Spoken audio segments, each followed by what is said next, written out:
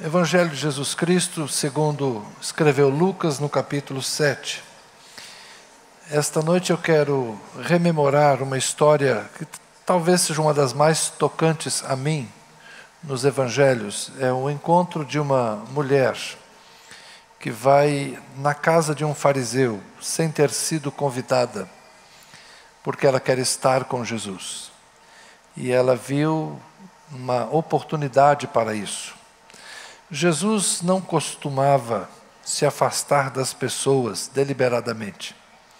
Semana passada eu falei que eles se retiraram para descansar, mas sempre que alguém insistia para falar com Jesus, para estar com Jesus, Jesus era acolhedor. Há raríssimas, talvez eu possa dizer, há uma situação nos evangelhos em que Jesus resiste a uma aproximação, mas essa não é uma delas. O Evangelho de Lucas, capítulo 7, a partir do verso 36, é um relato bem extenso e exclusivo do Evangelho de Lucas.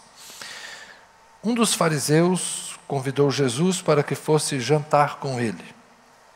Jesus, entrando na casa do fariseu, tomou lugar à mesa. E eis que uma mulher da cidade, pecadora, um adjetivo duro, não é? Um adjetivo duro de ser aplicado a uma pessoa. Hoje em dia a gente não faria isso de forma alguma, mas está aí. Uma mulher da cidade, pecadora, sabendo que ele estava jantando na casa do fariseu, foi até lá com um frasco feito de alabastro, cheio de perfume. E estando por detrás, aos pés de Jesus, chorando, molhava-os com suas lágrimas e os enxugava com os próprios cabelos. Ela beijava os pés de Jesus e os ungia com o perfume. Ao ver isto, o fariseu que o havia convidado disse consigo mesmo, ou seja, pensou consigo mesmo: se este fosse profeta, bem saberia quem e que tipo de mulher é esta que está tocando nele, porque é uma pecadora. Jesus se dirigiu ao fariseu e lhe disse: Simão, tenho uma coisa para lhe dizer. E ele respondeu: diga, mestre. Jesus continuou: certo credor tinha 2 devedores, um lhe devia 500 denários, o outro devia 50. E como eles não tinham com que pagar, o credor perdoou a dívida de ambos. Qual deles, portanto, o amará mais? Simão respondeu: penso que aquele a quem mais se perdoou. Jesus disse: você julgou bem. E voltando-se para a mulher, disse a Simão: você está vendo esta mulher? Quando entrei aqui em sua casa, você não me ofereceu água para lavar os pés. Esta, porém, molhou os meus pés com lágrimas e os enxugou com os seus cabelos. Você não me recebeu com um beijo na face. Ela, porém, desde que entrei, não deixou de me beijar os pés. Você não ungiu a minha cabeça com óleo, mas esta, com perfume, ungiu os meus pés. Por isso afirmo a você que os muitos pecados dela foram perdoados, porque ela muito amou. Mas aquele a quem pouco se perdoa, pouco ama. Então Jesus disse à mulher: seus pecados estão perdoados. Os que estavam com ele à mesa começaram a dizer entre si: quem é este que até perdoa pecados? Mas Jesus disse à mulher: a sua fé salvou você. Vá em paz. Obrigado, Senhor, por tua palavra lida. Dá-nos graça diante dela. Amém. A tradição católica vai dizer que esta mulher é Maria Madalena. Não é o que a Bíblia diz, mas ficamos com uma mulher anônima, como muitas outras na Bíblia, de quem nunca se soube o nome. Essa é mais uma delas. Quando a gente vai falar dela como personagem, infelizmente a gente tem que falar da mulher pecadora que ungiu os pés de Jesus. É o rótulo que se aplica a ela. é o adjetivo que a distingue de qualquer outra. A mulher pecadora que ungiu os pés de Jesus. Lavou os pés dele com lágrimas, enxugou-o com os seus cabelos e depois derramou perfume. É triste quando a gente não consegue superar isso, não é?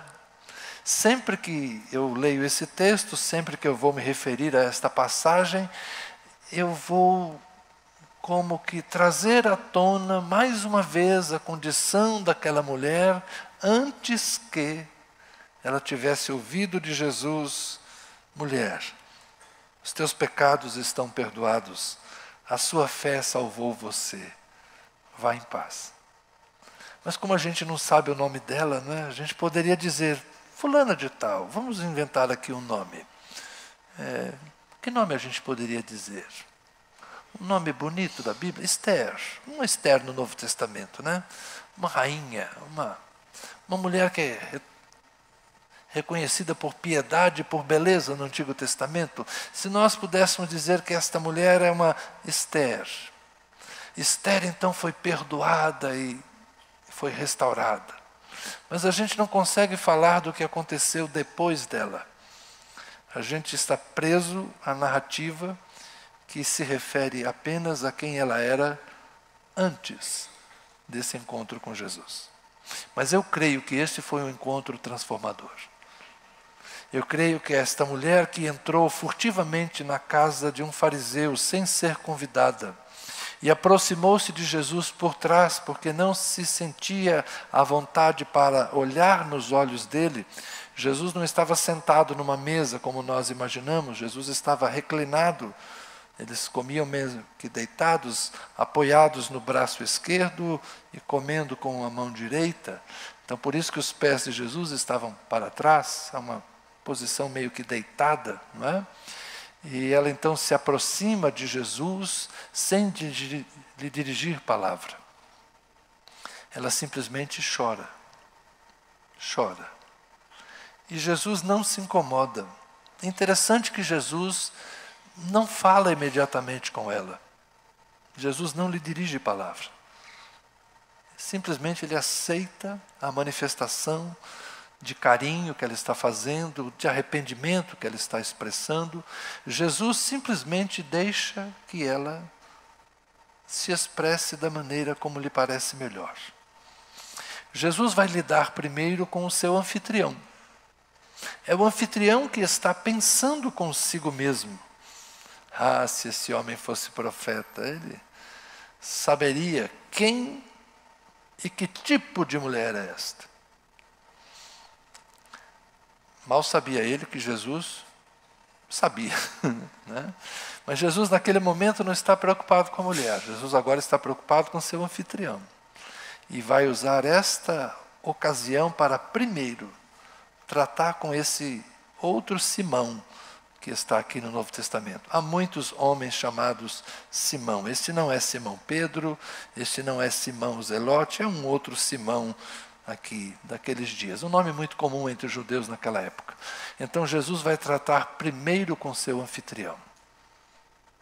E o que ele vai ensinar para ele é o seguinte: você está vendo esta mulher? Eu estou vendo você.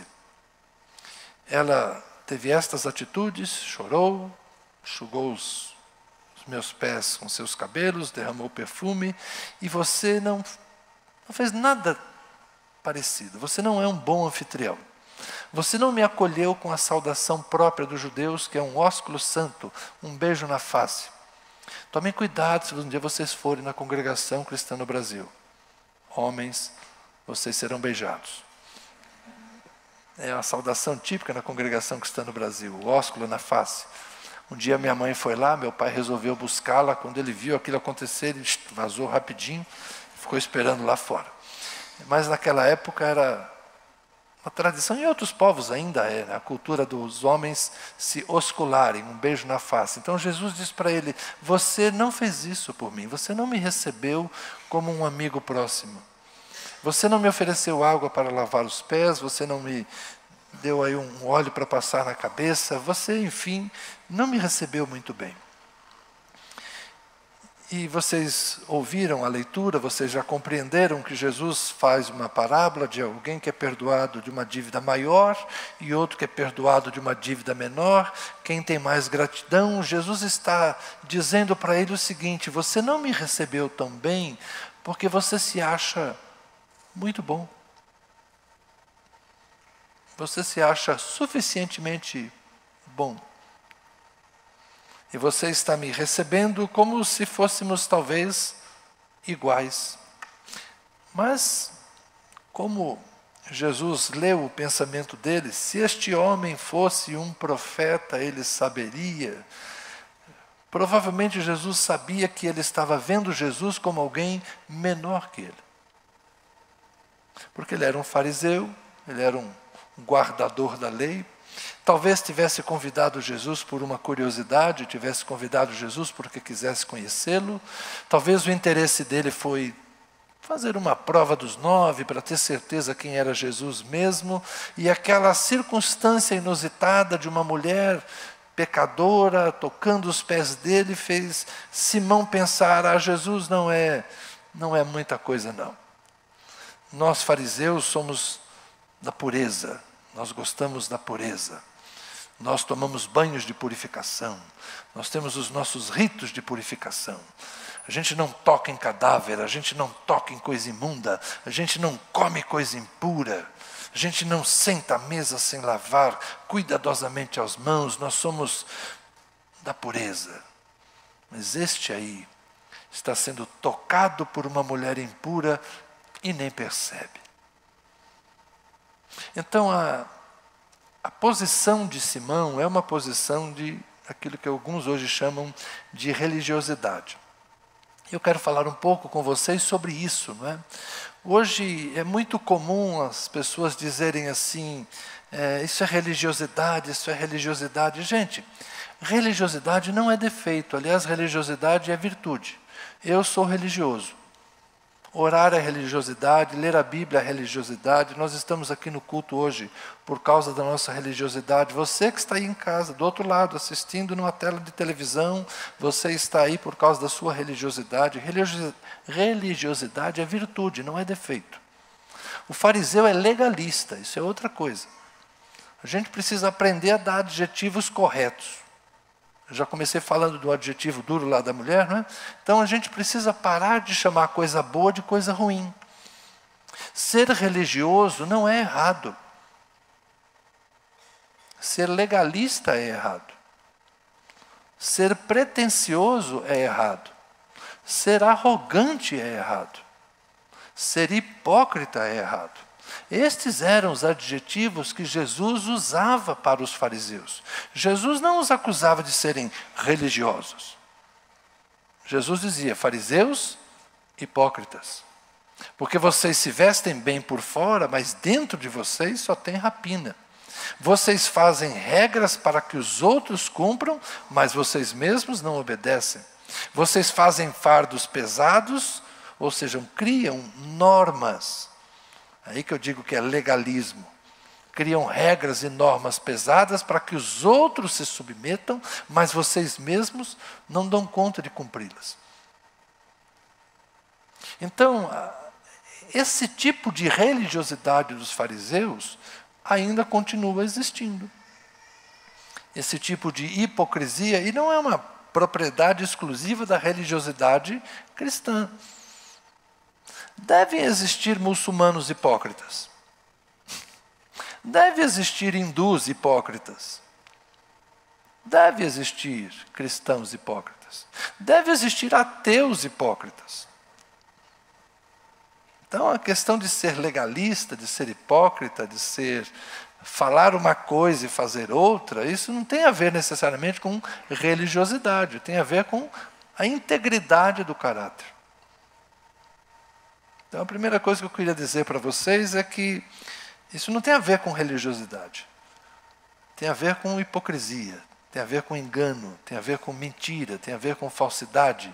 E no caso particular dos fariseus, uma certa arrogância, uma certa prepotência, um pensamento de que eles eram uma classe superior aos outros na sua relação com Deus. E isso o texto também vai nos mostrar. Quem é que tem nesse episódio um encontro verdadeiro com Jesus? O fariseu recebe Jesus em casa, ele é o anfitrião. Tem uma outra história parecida com essa, lembra? De alguém que recebe Jesus em casa, por iniciativa de Jesus. É um publicano. É uma pessoa que está do outro lado dessa população daqueles dias, né? O fariseu é aquele que é o legalista e o publicano é aquele que é o pecador. Quando Zaqueu, o publicano, recebe Jesus, ele se arrepende, ele mostra uma intenção de mudar o seu comportamento e no final da história Jesus diz para ele: hoje chegou salvação nessa casa. Então na casa do publicano chegou salvação, na casa do fariseu chegou salvação. Para quem? Não foi para o Simão. Chegou salvação para a mulher, rotulada de pecadora. Ela entrou naquela casa pecadora, mas ela saiu de lá perdoada. Já Simão convidou Jesus e se manteve na sua posição de superioridade. Então, encontrar-se com Jesus pode resultar em coisas diferentes. Para Zaqueu, o outro episódio que eu estou citando, para esta mulher sem nome, salvação, perdão. Por quê? Arrependimento, quebrantamento, desejo de mudança, uma oportunidade dada por Jesus. A graça de Deus é isso. A graça é a segunda, terceira, quarta, quinta, sétima chance. Ora, lembra que Jesus respondeu uma vez aos seus discípulos: mestre, se meu irmão pecar contra mim 7 vezes, eu devo perdoá-lo? Não só 7, mas 70 vezes 7. Vocês acham que Jesus é fariseu? Ele manda a gente fazer coisas que ele não faz? Jesus é hipócrita? Jesus é mentiroso? Eu ouvi vocês cantarem aqui que Jesus é a verdade. Então, se Jesus manda perdoar, não 7, mas 70 vezes 7, quantas vezes você acha que ele perdoa? Vocês compreendem? Então, muitas vezes, nós ignoramos que o Jesus a quem servimos é generoso, é gracioso, é perdoador, é paciente, é benigno. E, às vezes, a nossa paciência com alguém se esgota. A gente diz, mas de novo? Fez outra vez, recaída. A nossa paciência se exaure, mas a paciência de Jesus, não. Porque Jesus perdoa. Então esta mulher arrependida encontrou graça. Encontrou no seu arrependimento acolhimento da parte de Jesus. E é interessante que percebam que o diálogo primeiro é com o Simão, para depois Jesus falar com a mulher. E as frases para a mulher são muito curtas. A parábola é para o Simão. Para ela é: mulher, teus pecados estão perdoados, vá em paz, a sua fé salvou você. Veja que Jesus ainda atribui algum mérito a ela. A sua fé salvou você. Você veio, você creu, você fez aquilo que entendeu que devia fazer. Jesus recebeu aquelas lágrimas, Jesus recebeu aquele perfume, Jesus recebeu aquele choro, e Ele amou, perdoou e restaurou aquela mulher.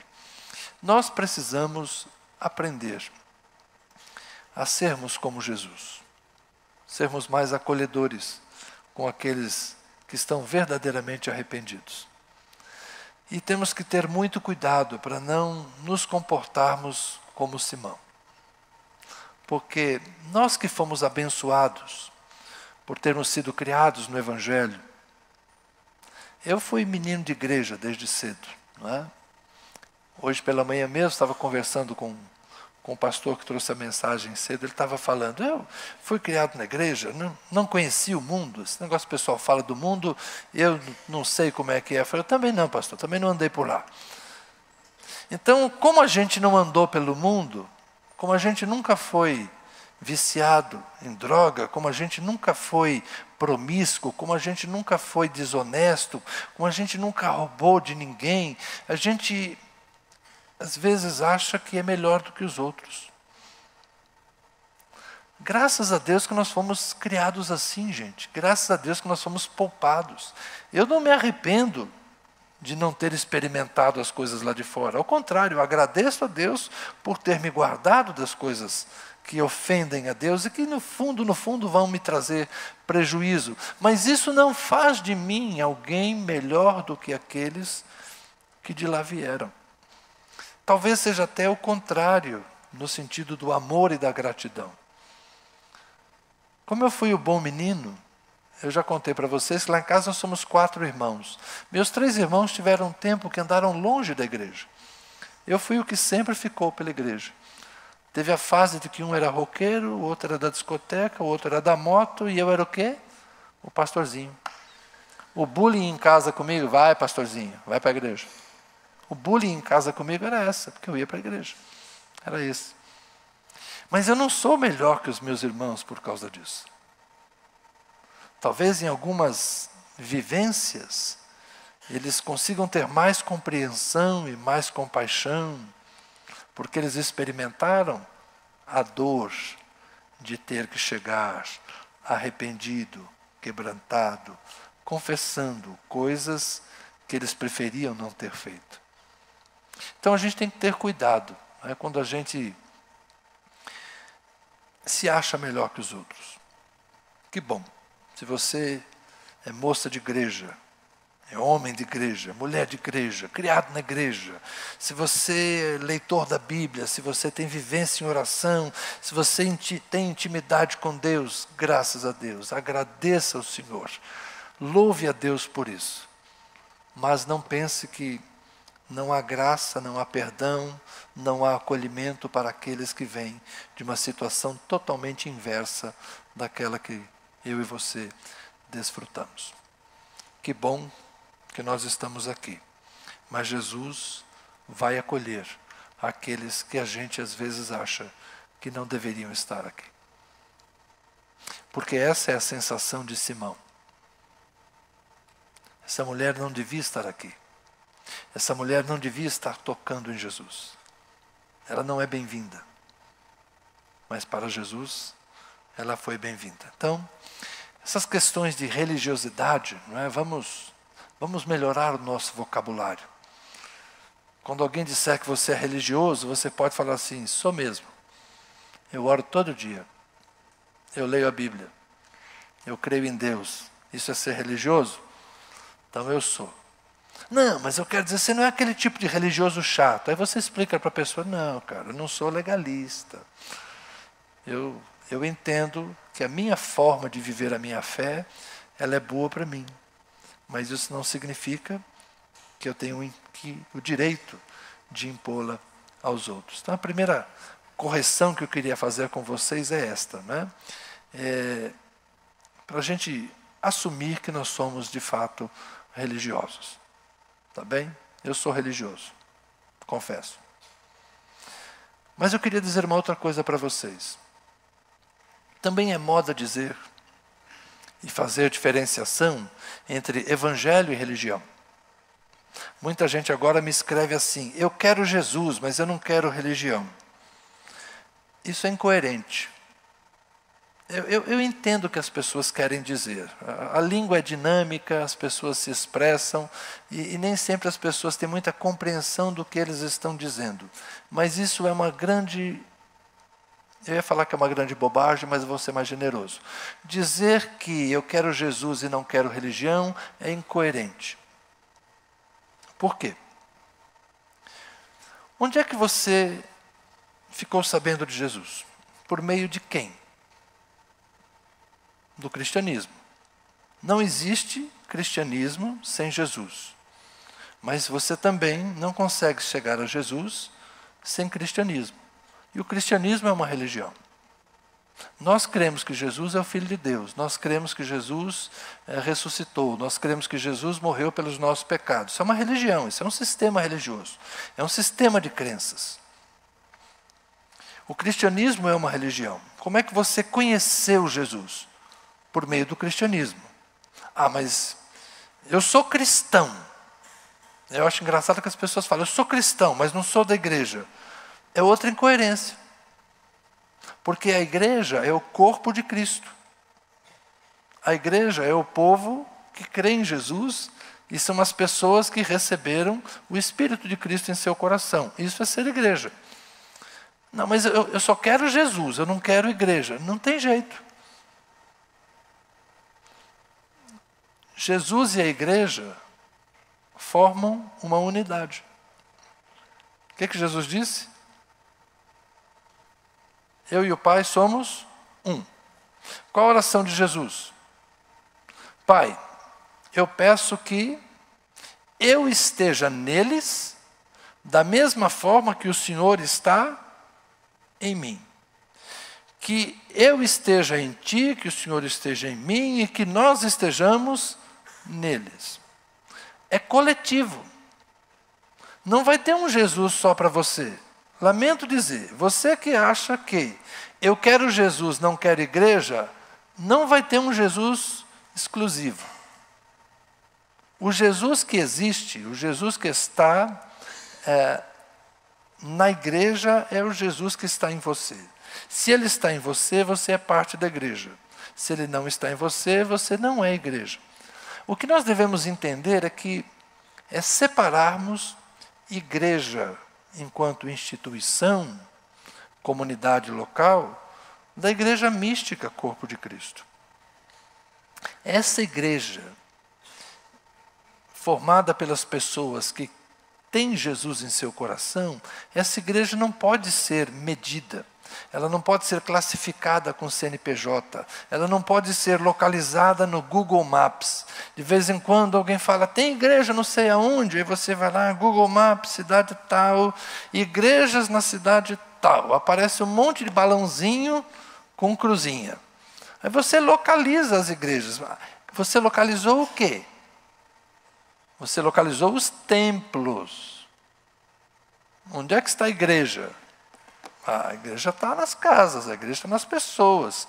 A igreja está num monte de lugar. Eu lembro, de vez em quando, alguns amigos vêm por aqui, vêm em Brasília, falaram, Zé, eu queria ir lá conhecer a tua igreja. Eu falei, você vai ficar para domingo? Eu falei, não, estou indo embora daqui a pouco. Ah, então você quer conhecer o templo, né? Porque o templo lá agora não tem ninguém, a igreja não está lá não. Eu te mostro o templo. Se você quiser conhecer a igreja, você tem que vir domingo.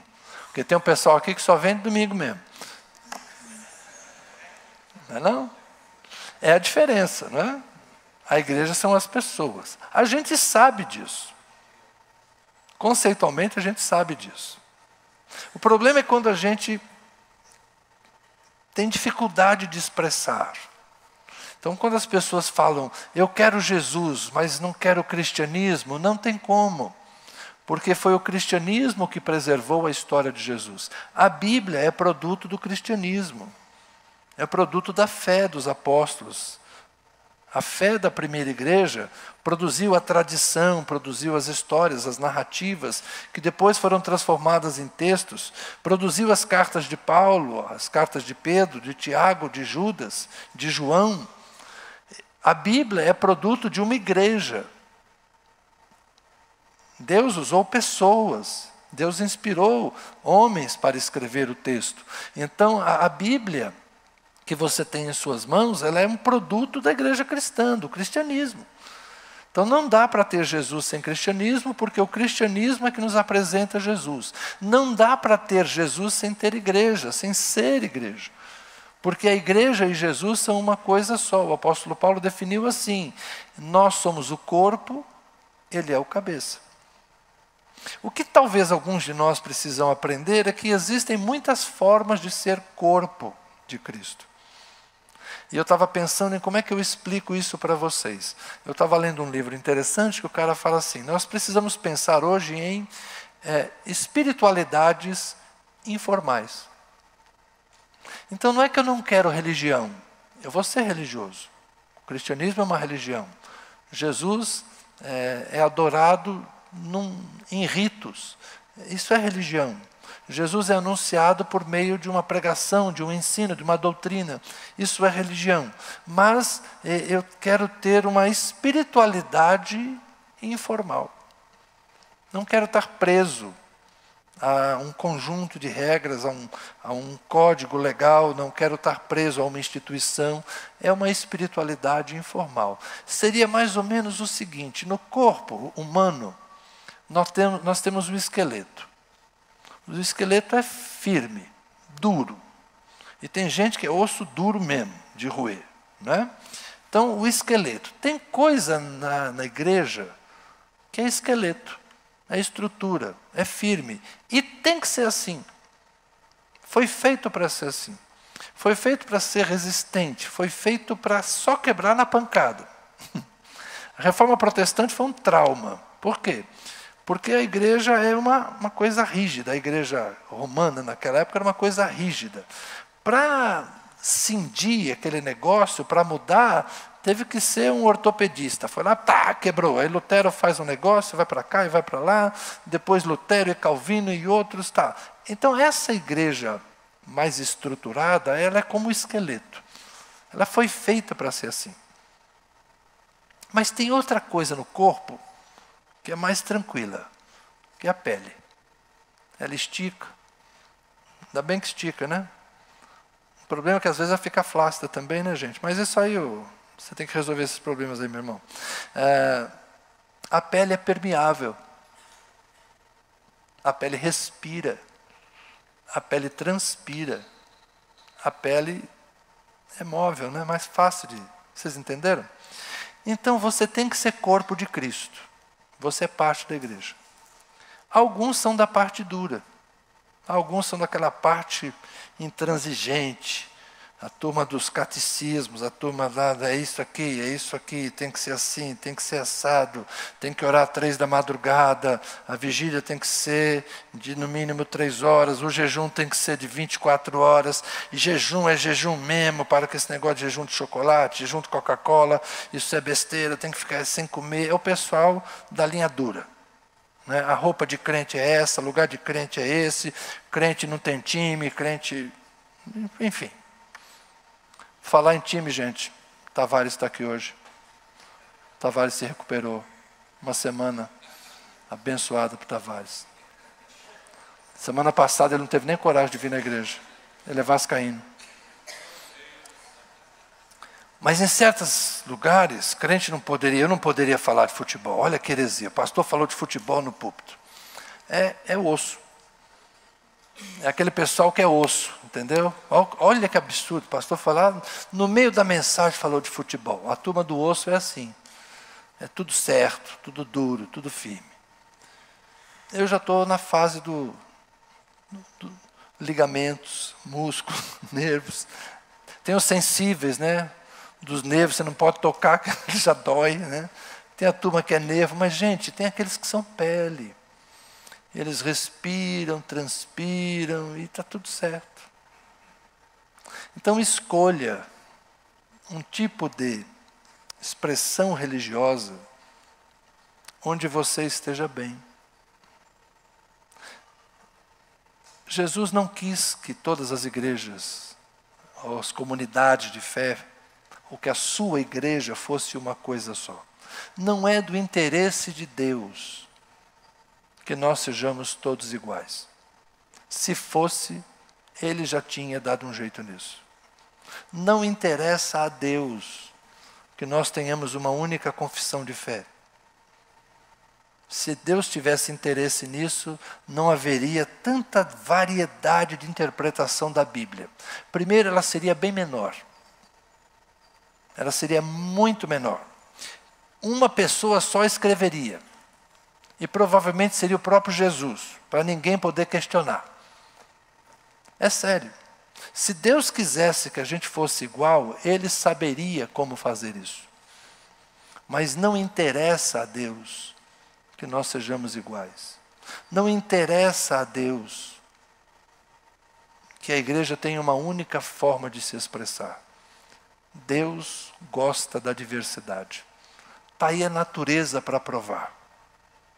Não há 2 árvores iguais, Não há duas aves iguais. Agora nós estamos com um bando de periquitinho verde rondando a nossa terra aqui. Os periquitinhos verdes que conversa o tempo todo.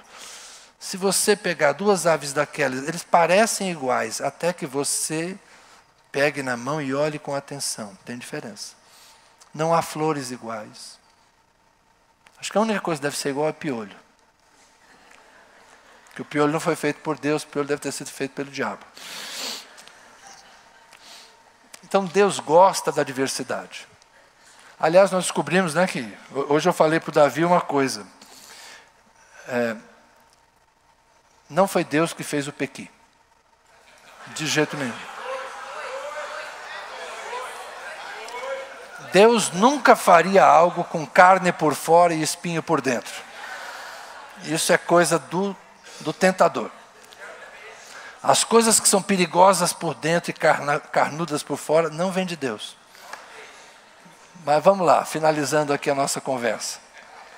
Deixa eu finalizar essa história. Vocês entenderam o que eu quero dizer? Nós temos que compreender que a diversidade nos é boa. Deus fez a igreja multiforme para que a gente escolha em qual quer estar. Ninguém é obrigado a ser batista para ser de Deus. Ninguém é obrigado a ser católico para ser de Deus. Ninguém é obrigado a ser adventista, assembleiano, presbiteriano. Ninguém é obrigado a ser qualquer coisa que você imaginar aí para que Deus fale, agora você me serve. Não. Não são as igrejas que definem Deus. Deus é o que é. Nós temos é que nos encontrar com Jesus. E o encontro com Jesus não depende da casa do fariseu.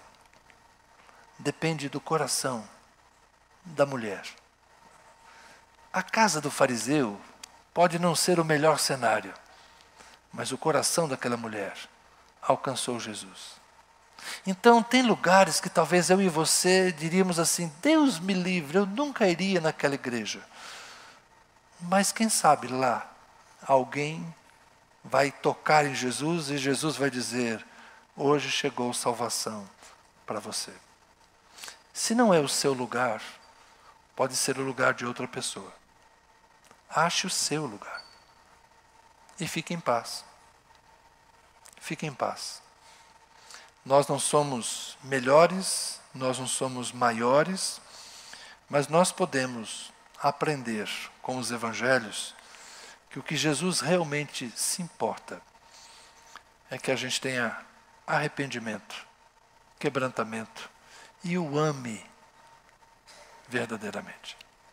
O fariseu tinha que aprender a amar. Eu e você não podemos esquecer disso.